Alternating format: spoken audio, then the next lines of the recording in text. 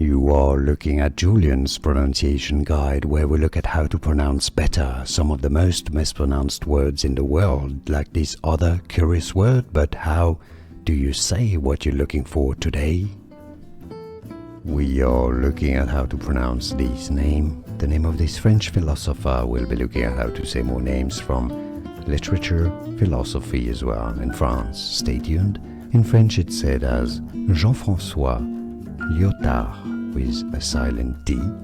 Jean-François Lyotard. So in English you could say it as Jean-François Lyotard. Jean-François Lyotard from French. Jean-François Lyotard. More videos for you here to learn more. Like this video if you found it useful, appreciate your support, and thanks for watching.